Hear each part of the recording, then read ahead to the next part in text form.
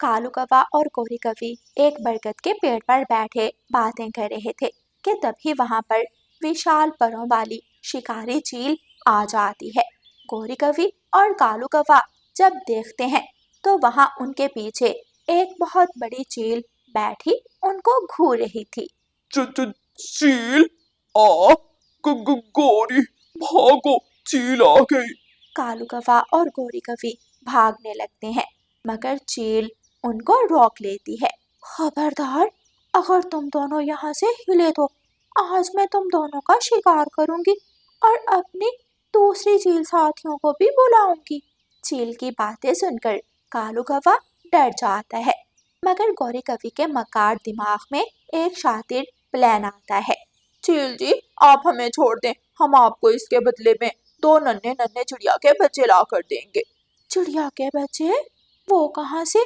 हमारे जंगल में अभी कुछ दिन पहले ही एक सुंदर सी चिड़िया अपने 2 मासूम बच्चों के साथ आई है।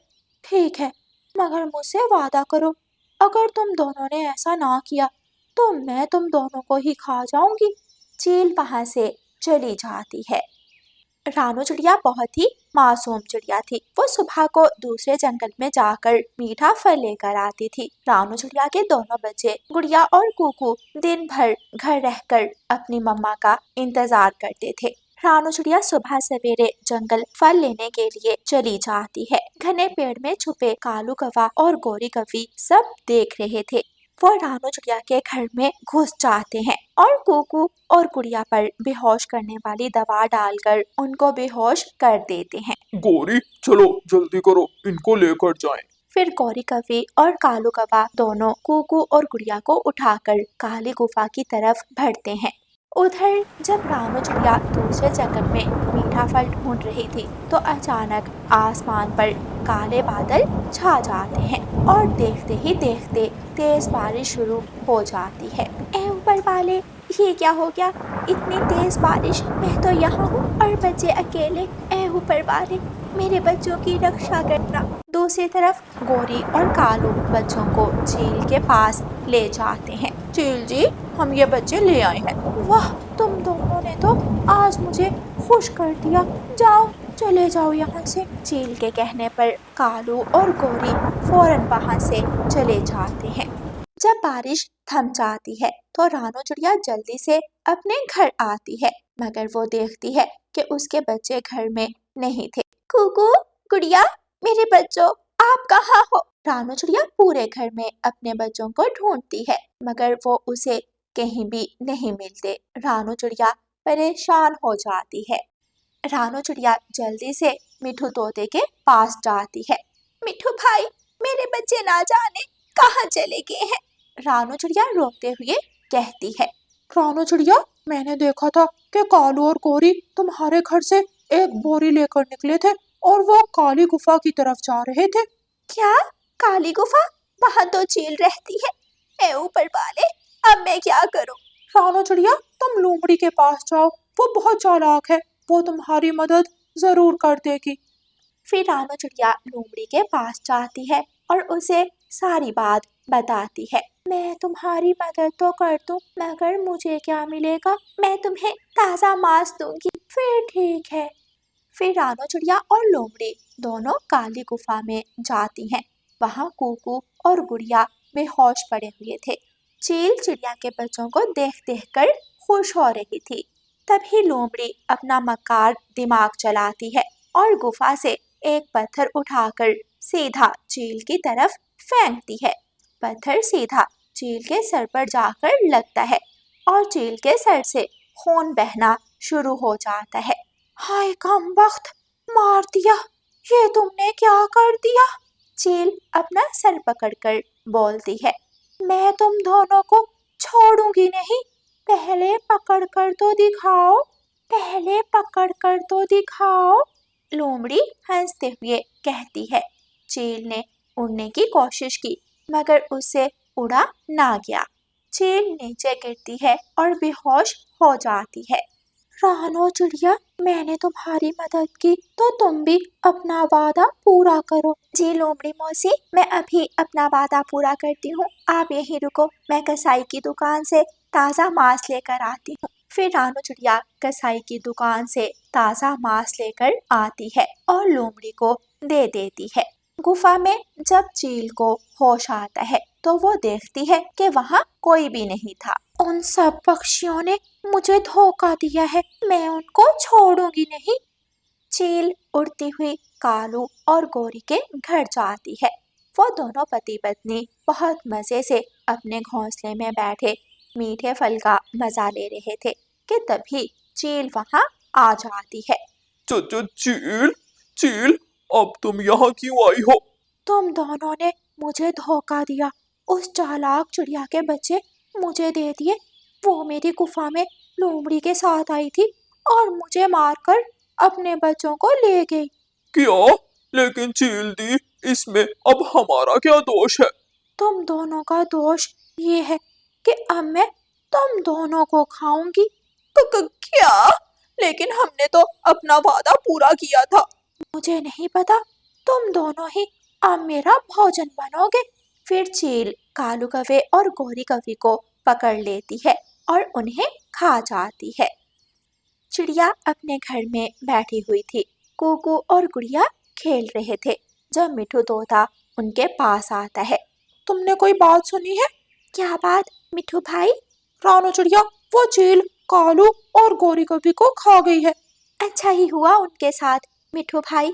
वो मेरे बच्चों के साथ बुरा करना चाहते थे और उनके अपने साथ ही बुरा हो गया।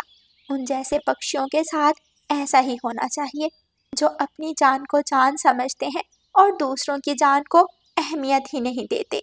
प्यारे दोस्तों, इसीलिए कहते हैं कि जो दूसरों के लिए गड्ढा खोदता है खुद ही उसमें गिर जाता है। और प्यारे दोस्तों, इस कहानी को लाइक, अपने दोस्तों के साथ शेयर और चैनल को सब्सक्राइब ज़रूर करना। आपका धन्यवाद। रानू चिड़िया और मानो चिड़ा दोनों बहुत मेहनती पक्षी थे। उनके 2 बच्चे थे, गुड़िया और कुकू। वो तिनकों के बने घोंसले में रहते थे। मानो जी, आगे गर्मी का मौसम है, लू चलने से पहले हम भी अपना मिट्टी का घर बना लें। हाँ रानू, तुम ठीक कहती हो। वाओ, हमारा भी घर बनेगा। मम्मा, हम भी आपकी मदद करेंगे। हाँ मेरे बच्चों, हम मिलकर घर बनाएंगे। रानू, हम 2 दिन का भोजन जमा करते हैं, फिर मिलकर घर बनाएंगे। इस तरह मानो चिड़ा और रानो चिड़िया मिलकर दाना जमा करते हैं। रानू, अब भोजन की समस्या खत्म हुई, अब हम मिलकर घर बनाएंगे। फिर सब पक्षी मिलकर नदी पर जाते हैं। मानो चिड़ा नदी से मिट्टी निकालने ही वाला था कि वहाँ गोरी कौवी आ जाती है। बड़ी मेहनत हो रही है भाई। हाँ गोरी बहन, हम अपना घर बना रहे हैं। आगे गर्मी बहुत बढ़ जाएगी, तो उससे पहले हम मिट्टी का घर बना लेंगे। अरे, तो यहाँ से क्यों मिट्टी ले रहे हो? ये तो मिट्टी बहुत खराब है। चलो, मैं तुम्हें एक जगह दिखाती हूँ। चिड़िया का परिवार गोरी के साथ एक जगह जाता है। वहाँ हर तरफ कीचड़ ही कीचड़ था। गोरी, ये मिट्टी तो चीकनी नहीं है। हमने तो यहाँ से ही मिट्टी लेकर घर बनाया था। देखो कितनी बारिशें हुई हैं। मजाल है जो घर जरा भी टपका हो। ठीक है गोरी बहन। रानो चिड़िया गोरी की बताई हुई जगह से मिट्टी ले जाती है। गोरी कौवी जल्दी से अपने घर की तरफ जाती है। कालू कालू, जल्दी चलो। कहाँ जाना है? मैं रानू और मानो को कीचड़ वाली मिट्टी की तरफ छोड़कर आई हूँ। वो नदी से चीकनी मिट्टी ले रहे थे। लेकिन कीचड़ वाली मिट्टी का घर तो बारिश में बह जाएगा। हाँ, मुझे पता है। चलो चीकनी मिट्टी ले आए। हमारा घर तो बना हुआ है, हमने और मिट्टी क्या करनी है? अरे, लाकर घर की छत पर रख लेते हैं, जब जरूरत हुई तो घर को लगा लेंगे। हाँ चलो। फिर कालू कौवा और गोरी कौवी नदी की तरफ जाते हैं और चिकनी मिट्टी लाकर अपने घर की छत पर रख लेते हैं। दूसरी तरफ रानो चिड़िया और मानो चिड़ा बहुत मेहनत से मिट्टी जमा करते हैं। उसमें पानी डालकर नरम करते हैं और फिर गारा बनाकर अपना घर बनाना शुरू करते हैं। मानो जी, अब हमें बारिश के दिनों की कोई फिक्र नहीं होगी। हाँ रानू, अब हम सब सुरक्षित हैं। रात हो जाती है और चिड़ियाओं का परिवार अपने नए घर में मीठी नींद सो जाता है। अगली सुबह रानो चिड़िया और मानो चिड़ा फिर से भोजन की खोज में निकलते हैं और पहले की तरह बारिशों के लिए दाना जमा करते हैं। बारिशों का मौसम आ जाता है। तेज हवा और साथ ही काले बादल आसमान को ढांप लेते हैं। रानो चिड़िया और मानो चिड़ा अपने घर आराम से बैठे हुए थे कि बारिश होने लगती है। अभी कुछ ही देर हुई थी कि रानो चिड़िया का घर टपकने लगता है। मानो जी, ये क्या हुआ? हमने तो बहुत मजबूत घर बनाया था, ये पहली ही बारिश में टपकने लगा। लगता है उस गोरी ने हमें जानबूझकर कीचड़ वाली मिट्टी दी है। हमें गोरी की बात का विश्वास नहीं करना चाहिए था, हमने गलती की। चलो रानो, जल्दी से बच्चों को उठाओ, मैं भोजन उठाता हूँ। बाहर किसी पेड़ पर चलते हैं। रानो चिड़िया का परिवार पेड़ की डाल पर रात गुजारता है। सुबह हो जाती है। रानो चिड़िया गोरी कवि के घर की तरफ उड़ती है। गोरी बहन, आपने हमारे साथ झूठ क्यों बोला? आय हाय, भलाई का तो जमाना ही नहीं है। मैंने तो तुम्हें ठीक बताया था और तुम हो कि आकर मेरे ही गले पड़े ही हो। हमारा घर पहली ही बारिश में टपकने लगा है। गोरी बहन, ये सब आपने जानबूझकर किया है ना? तो मैं क्या करूं? चल चल चिड़िया, निकल यहाँ से। सुबह के समय मेरा सर मत खा, जा जाकर मेहनत कर। रानो चिड़िया गोरी कवि के घर से निकलती है तो देखती है कि गोरी ने वही चिकनी मिट्टी का ढेर अपने घर की छत पर जमा किया हुआ था। रानो चिड़िया सारी बात घर आकर मानो को बताती है। रानो, चलो अभी नदी से चिकनी मिट्टी ले आते हैं। फिर रानो चिड़िया और मानो चिड़ा नदी की तरफ जाते हैं, लेकिन चिकनी मिट्टी किनारे से खत्म हो गई थी। इतने में वहाँ मिठू तोता आ जाता है। रानो बहन, आपने देर कर दी। अब किनारों से चिकनी मिट्टी मिलना नामुमकिन है। लेकिन बारिशों का मौसम है और हम ऐसे दो बच्चों के साथ पेड़ पर रातें नहीं गुजार सकते। एक हल है कि नदी के दरमियान से मिट्टी लाई जाए। पानी का बहाव बहुत ज्यादा है। मानो जी, अब हिम्मत तो करनी पड़ेगी। फिर मानो चिड़ा हिम्मत करके नदी के अंदर उतरता है।